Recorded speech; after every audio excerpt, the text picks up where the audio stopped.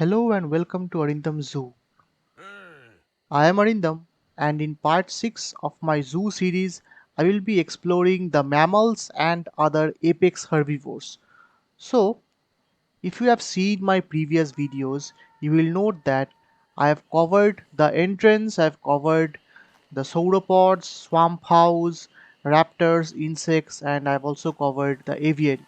Now, let us look at the different mammals and other herbivores that are present in Ark. So, we start off with something very simple and gentle, which is the stable, or I would say the horse house.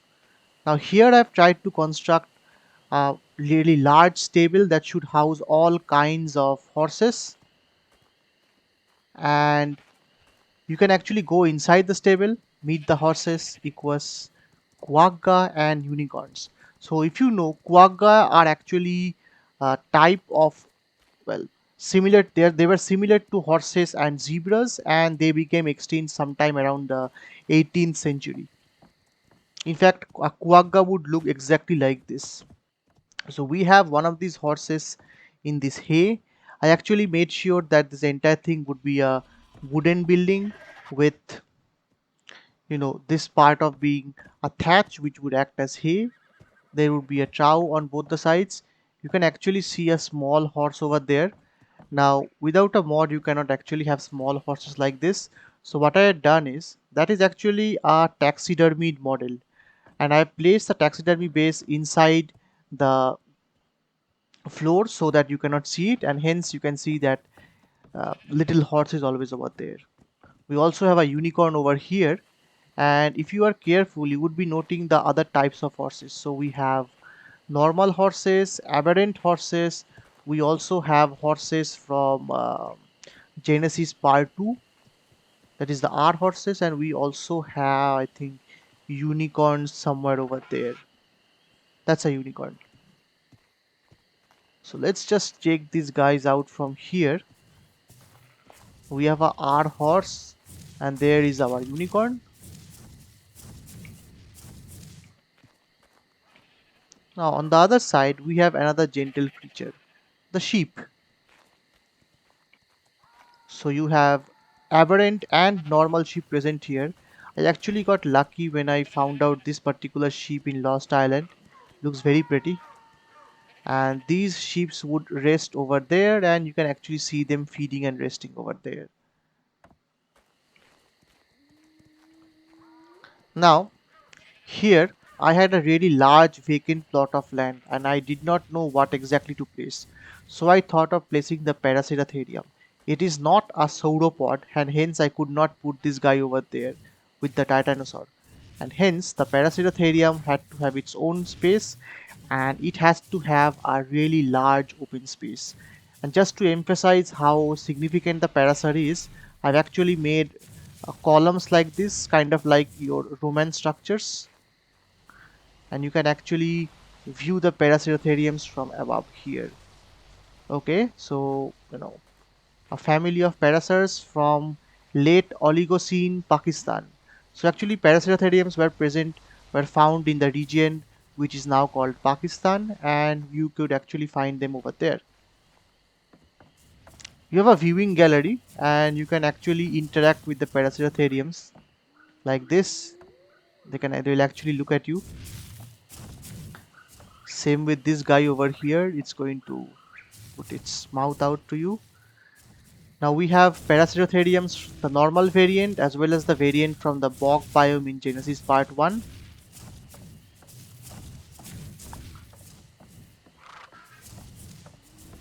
And I needed a really large space so that I get some amount of space for the parasites to wander with the dino leash on. So the dino leash's minimum setting will not be enough for these parasites. I had to make the setting to the short setting, which needed a very large space.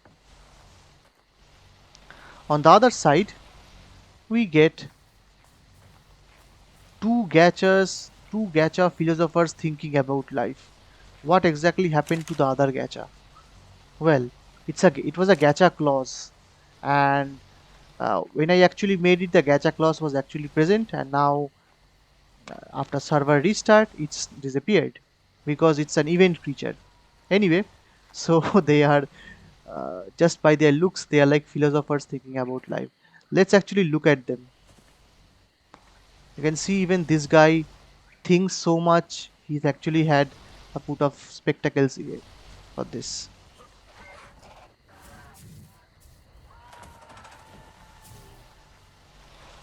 So I made sure that when you start looking at the mammals and herbivores, you will actually get the gentle creatures first. Then we are going to move on to the more dangerous creatures. Here we have Megaloceros or reindeer. And what better way to celebrate the reindeer but to have this? This is, Megaloceros and Santa Claus. This actually came up in my mind just out of the box and I decided to implement it. So we have all these Megaloceros in their reindeer costume and we have a Santa costume person. So it actually did not take much time for me to think about how I'm going to make one of these boxes using elevated ceilings and walls and a shag rug over there, but it came out really nicely. Just to emphasize the cold snowy look, I put the color of the lamp to sky blue or sky. Looks really nice this part. So these are the Megaloceros. We'll look into it later on. Let's move into this part. These constitute the apex herbivores. We have mammoths over here. We turn up the gamma. We have mammoths over here. We have a woolly rhino. Let's see, a woolly rhino calf killed by saber-toothed cats while adult tries to defend. Well, one of the taxidermies you can actually have a taxidermy pose like this. So I intentionally make that particular one to be a small, on a medium base, and hence it came out like this. So it looks like the adult is trying to protect its calf from getting killed by three saber-tooths. Pretty realistic scenario considering saber-tooths would generally not hunt adult woolly rhino directly on it on their own. And there we have the woolly rhinos. This one is, I believe, from Genesis Part 2, the R variety. These two, I think. And that one over there is the normal variant. Those two at the far end. Here we get a scene from the Oligocene. Chalicotherium and Doedicurus are arguing over life and love over rocks because one of them likes to throw rocks, another of them likes to break rocks. That is why they are having a fight over what they love, which is rocks, and that is basically their life. So we have a couple of Chalicotheriums wandering about. We have one guy over there who is fixed like a statue, and we have these two guys just thinking about life and what needs to be done. Now, the thing about these Chalicotheriums is they are odd-toed ungulate. Just look at the way they actually have their legs.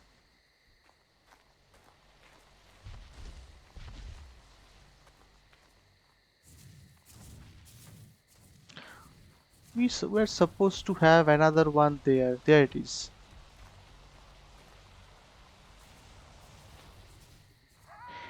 Initially, just for the sake of fun, I had actually force spawned a brute uh, mammoth and tried to tame it from Genesis Part 1 mission, and that guy was really enormous. Like, I would say like that big. It would be like that much high. But eventually after server restart, that thing just disappeared. That would have looked really cool among the normal mammoths. So if we come here, we'll get a look into my base. I won't be covering my base over here right now. I'll just be giving you a small sneak peek at how my base looks. So here it is. Here is my base with all of the creatures and all of my creatures from the different maps. And this is my base with the 5 trophies, with the every single artifact in the game, sorry, in Lost Island on the map, which I have covered in the all artifacts video. And we have the different eggs for our Cinemacrops. And there are the 5 trophies. And now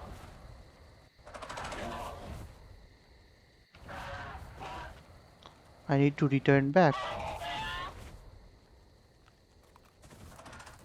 So we have Megalosers over here. On this side we get gas bags playing. So these are two mod R gas bags from Genesis Part 2. These guys, and I don't know what they are doing there. So this very large part of the thing I actually made for gas bags and gallimimus. We will cover later on. So this is the part with the different reindeers. They are not moving. We get Feroxes. Unfortunately, only the small version of the Ferox, and I did not know what to put for Feroxes, so I just said that a small Ferox is trying to hunt an insect. If I have element, they will actually come close to me.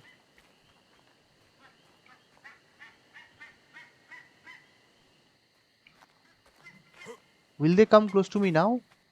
Not now.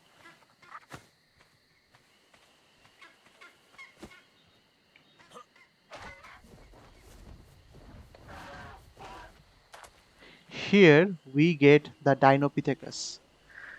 So, Dinopithecus terrible ape was an omnivore capable of hunting small animals including horses. That's what you can see here. We have the alpha and we have its couple of betas trying to kill this horse. We have the alpha over here. This guy looks very powerful. And we have a couple of other monkeys starting everywhere about.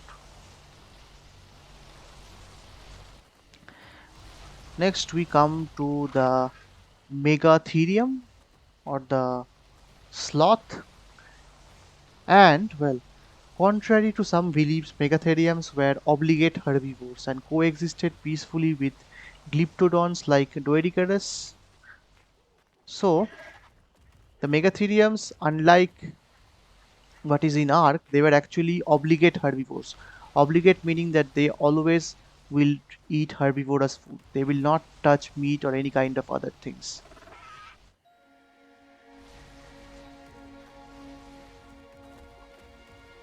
See.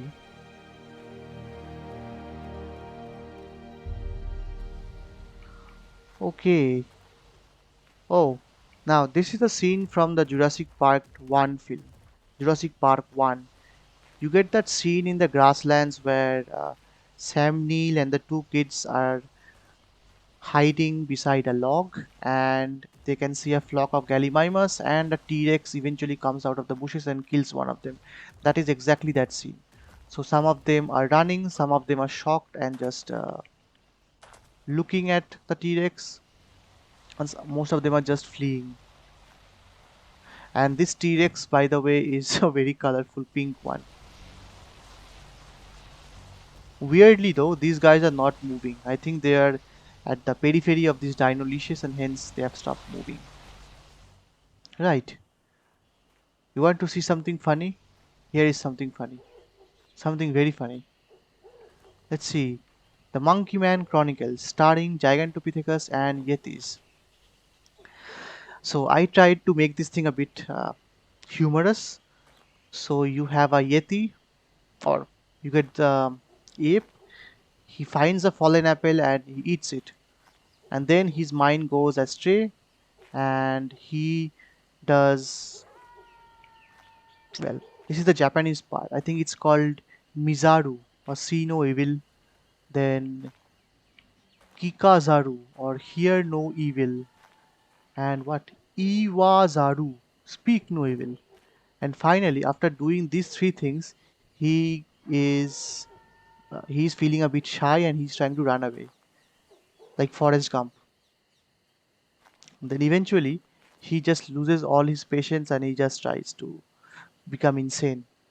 You know this line, right? This line is from Far Cry 3 of Haas Montenegro. Do you know the definition of insanity? Insanity means doing the same thing over and over again until you lose your minds. Alright, we can actually go inside and see how the Gigantopithecus looks. So, these are two Yetis, by the way. Yetis from your, we show you.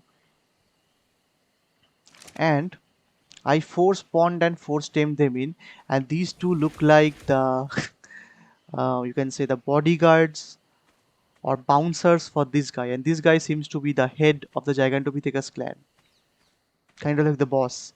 These guys are the minions.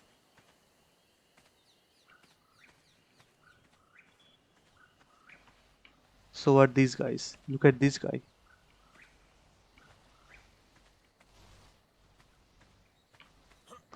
Oddly, they are not moving. So this very large part was completely empty and I had no way to find out what to do with them. And hence I made sure this entire thing would be for Gallimimus and gas bags. Alright, so that was it for the herbivores part. And now that we have seen the herbivores, we should be able to now come to this side. We should be able to come to this side and go into the beach house. That will be it for this video. In the next video, I will show you what are the different dinos I have put together in the beach part. And by the way guys, these were all of the boring dinos. The more interesting stuffs are across the beach onto the other side and especially underneath the water. So that's it for this video, and thank you for watching and stay tuned.